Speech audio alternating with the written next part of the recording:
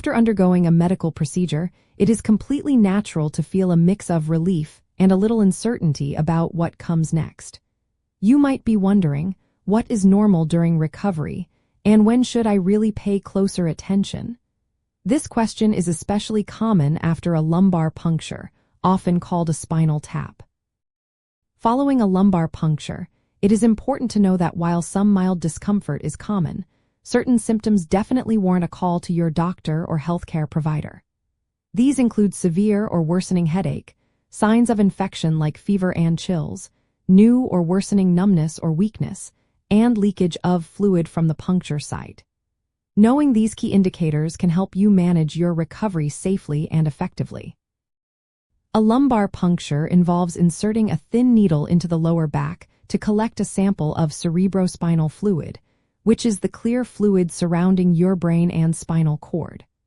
While this is a common and generally safe procedure, it creates a tiny opening in the dura, the protective membrane around the spinal cord. Most mild side effects, such as a dull headache or minor back pain, occur because of changes in fluid pressure or irritation at the needle site, and these typically resolve on their own. However, more serious symptoms can indicate complications like a persistent fluid leak, an infection, or nerve irritation, which requiring prompt medical evaluation. To ensure your safety and recovery, you should contact your doctor right away if you experience any of the following. First, a headache that becomes severe, persists for more than a few days, or does not improve with rest and pain medication, especially if it gets worse when you sit up. Second, any signs of infection around the puncture site, such as redness, swelling, warmth, or pus, along with a fever of 100.4 degrees Fahrenheit or higher and chills. Third, new or worsening numbness, tingling, weakness, or pain radiating down your legs or in your groin area. And fourth, if you notice any clear fluid continuously leaking from the puncture site, as this could indicate a cerebrospinal fluid leak.